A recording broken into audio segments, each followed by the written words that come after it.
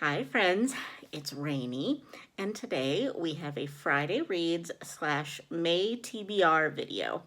And I'm basically just on my lunch break and thought, oh, I have to film a video. Because I did not do a Friday Reads last week, mainly because I forgot it was even Friday until it was kind of too late for me to film. And and it was just a busy week last week, so I just really didn't have time and didn't really have a whole heck of a lot to talk about. I did finish, because I don't think I had finished it after my last Friday Reads. I finished Wine and Punishment by Sarah Fox. Loved it. It was so fun. So I am definitely going to be continuing on with the series. It's a cozy mystery that I started for the Wine and Cheese reading social that I hosted with Elaine Howland a couple of weeks ago. And I was just in, and I still kind of am in one of those moods where I cannot focus on like physically reading for too long of a time. I'm not really sure why. Maybe just because I am just constantly in my house and I just see all the things that need to be done, and I just fall back so easily on audiobooks when I can be doing housework or something like that, which you wouldn't know it to look at my house that I do housework all the time.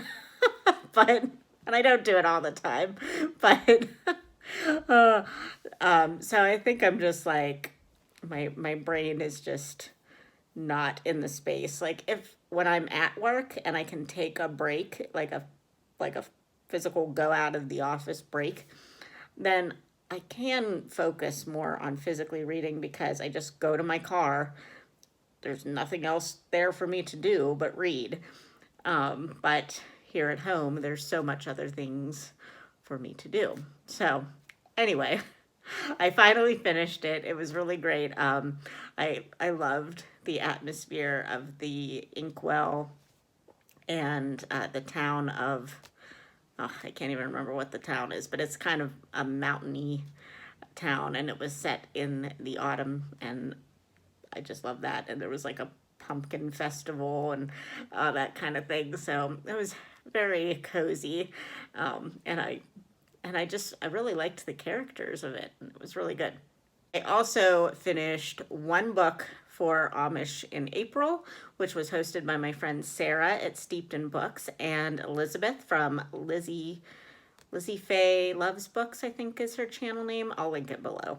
But I read A Salted Caramel by, why can't I think of who it's by? Again, I'll put it in the show notes. But anyway, that was a readathon for a week, I believe, that focused on basically reading Amish themed books. There are a lot of Christian romances that are set in the Amish community, and apparently there are some cozy mysteries that are set in the Amish community. Who knew? I read A Salted Caramel, and it is part of a series that focuses on a woman who is not Amish, but her extended family is Amish, and she ends up basically going there and living there to help out her family in their candy shop. I think it is called the Candy Shop Mystery Series. So you can see I've prepared. But anyway, and I think I finished some other books in there somewhere. Honestly, again, didn't prepare. Using my phone to film, can't check. So that was an amazing April wrap up, Rainy. Amazing. Oh no, no, back up the train. I wanted to tell you that you know how Katie from Books and Things was doing the TBR Clear Out readathon, and I was all gung ho for this. I had a TBR jar that I made of all the books that I bought at library book sales the year prior. We were supposed to have a library book sale this year, and things happened that we won't discuss, and we haven't had it yet. So, but I was all gung ho. I was going to get so much read. Read one book. Read one book off of that library book sale list. And that book was An Object of Beauty by Steve Martin. The Steve Martin of comedy fame. So I had picked this up just based on the fact that it said Steve Martin wrote it. And I was like, what? He's so funny. I'm going to buy his book. This book wasn't funny. Which, that's fine. And I pretty much knew when I did get it home and I read the blurb of it, it was just going to be a novel and it wasn't going to be funny like, Steve Martin fashion. I will say about this that he is a fantastic writer. His actual writing was very beautiful, and it was very intellectual, but yet I felt like it was pretty accessible. This focuses on two people, but mostly on a woman named Lacey, told from a friend's perspective, kind of looking back, almost like a diary, but it wasn't necessarily. I think basically the narrator was writing a book about Lacey, and she was she ends up becoming an art dealer. They both went to art school. The narrator became a journalist, and Lacey became an art dealer with places like Sotheby's and other places that I'm not sure that they really exist or if they were made up for this novel. But and I will say about it also, well, number one, look at these end papers. Beautiful. And there are a lot. Now I won't be able to find them. Oopsie. Oh, there's one. Uh-oh. It has naked bodies. But it does have like really pretty pictures of famous artwork in it throughout the book. However, I found it extremely boring. It was very character-based. There was almost no plot. It was basically just the life of Lacey from college up through like her mid-30s, early 40s. It kind of just talked about her evolution through, or her ambition, I guess, up through the art dealing world and the things she gets into and the things she does wrong and blah, blah, blah. Personally, I felt that was extremely boring. I need a plot. I do like character development. I am okay with character-based stuff, but I need there to be a little bit of a plot. And I didn't feel like there was much in this. I would definitely call this literary fiction. Based off of the fact that I think I was supposed to get something profound out of it. I didn't. But then again, I'm really not a profound person. But anyway. So that was the last book I finished on April 30th. And it was the only thing I read for the TBR Clear Out Readathon. I feel so bad. But I'm actually going to carry out the TBR Clear Out idea throughout the next couple of months because I really do need to get through some books in that. With that said, let's move on to my May TBR. My May TBR is enormous. And I don't know what I was thinking. I basically can't say no. Kelly from Books I'm Not Reading, she teases me all the time that I'm a joiner and that I can't say no to buddy reads and readathons and read-alongs. And she's 100% correct because I have a lot of buddy reads this month. I am participating in Kelly's husband's read-along, readathon, maybe Midrash. which wasn't planning. I didn't even know it was going to happen until like midway through April. And I'm like, yes, sign me up. I'm going to go for that. So I'm a crazy person. But anyway, let's just rattle on through these so that this video is not a mile long. So the first thing that I am reading for the whole month of May is The Well of Ascension, the second book in the Mistborn series. I'm buddy reading this with Victoria from Victoria Reads Too Much, and we read Mistborn: The Final Empire last month, and we both really enjoyed it, and we just want to keep, plugging on with the rest of the series. So that is a big book, which is probably why we're at least gonna take 3 weeks probably to read it. And I'm going to be reading it via audiobook because I do not have access to a physical copy at the moment. Most of these are gonna be audiobooks, I'll be honest. The next thing I'm reading and starting out the month with is A Room with a View by E.M. Forster. I'm buddy reading this with Joe Smith, and we had read Howard's End a couple of months ago together. Really enjoyed it. Really love E.M. Forster's writing. Passage to India is one of my favorite books, and then Howard's End. I had never read Howard's End before, and it was hilarious and also very deep, and yeah, all those things. So Room with a View is a reread, but I have not read it since college, so I really don't remember much about it. So I'm really excited to be doing another buddy read with Jo. She's fantastic, and she needs to have her own channel.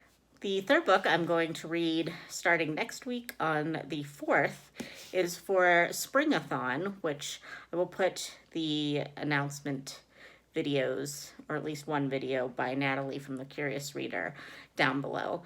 And it is going for, I think, 2 weeks, but I only have one book on my TBR, and that is A Walk in the Woods by Bill Bryson. This is one of my TBR clear out books that I didn't get to, and I am really excited to read it. I read Bill Bryson's Shakespeare book a few months ago. Really loved that. Love Bill Bryson's style. So I'm interested to see how A Walk in the Woods is treated. And from all that I've heard about it, it is delightful as well. It's about, I think, he and his friend walking part of the Appalachian Trail, I believe. So I have had some friends do that. So it might be interesting to get somebody else's perspective on it. The next book, I don't have a physical copy yet because it is in the UK at the moment at Book Depository, and that is Anne's House of Dreams by Ella Montgomery. That is the next book in the Analog 2020. Again, I'll leave all the information down below. And yeah, I've just really enjoyed this series. And the last one, which I feel like some people didn't like very much, Windy Poplars, because it was just a very different... It was told in letter format, and that's different. You didn't see Gilbert at all. You didn't get his perspective or anything.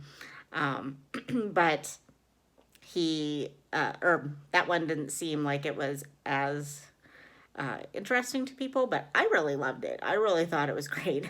So after I read that one, I decided, yep, I gotta go and get myself a set of these books. So I'm not doing it all at once, but I'm going to be getting the Virago Modern Classics editions, which I can only find pretty much at Book Depository.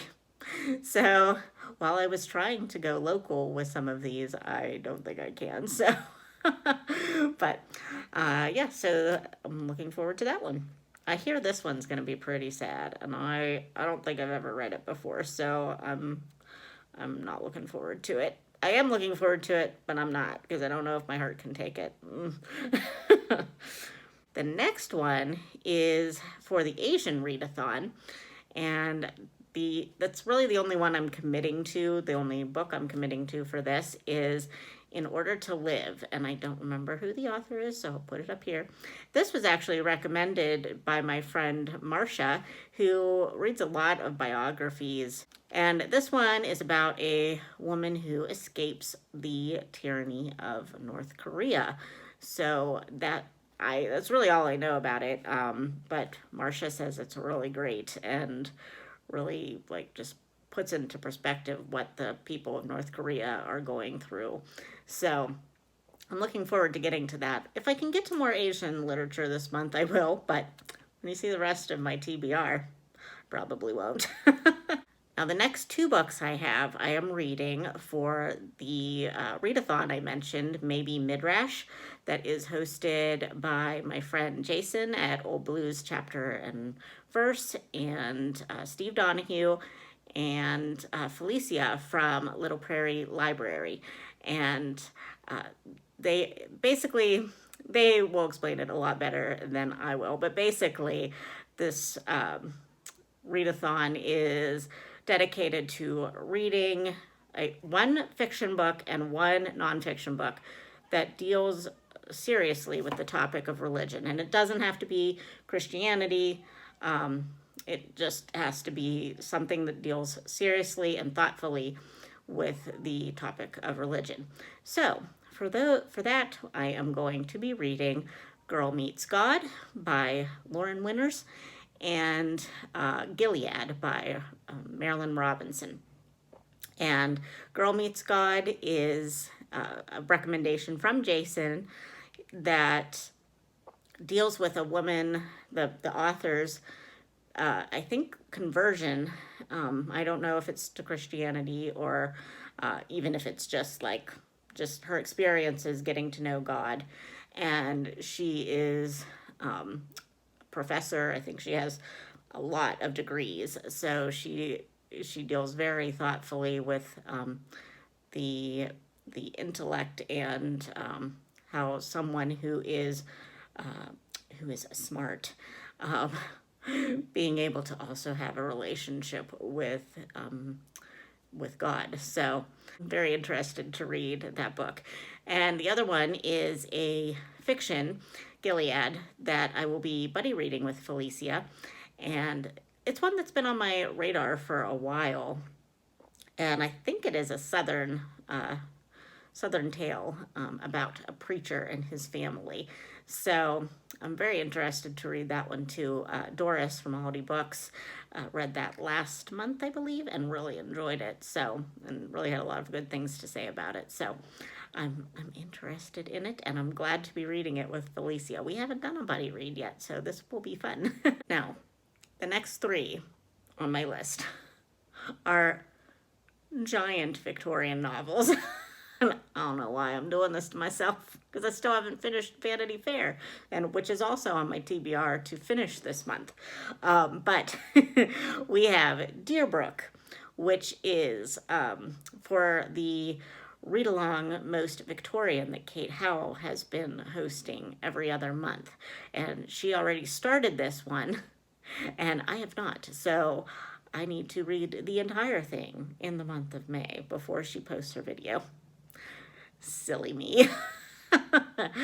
And then I also would like to try to read The Odd Women. I think I can do it because there is a read-along for that one.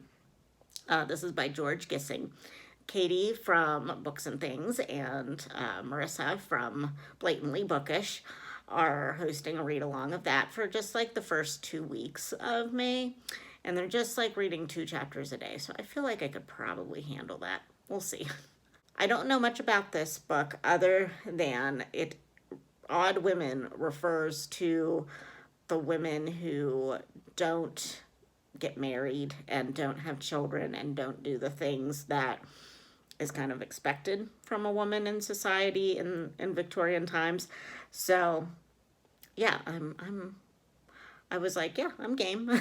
But that one is kind of going to be like the last thing I read every day, just in case I can't get to it, because it was one that I was like very last minute, like, yeah, sure, I'll add that on. Silly.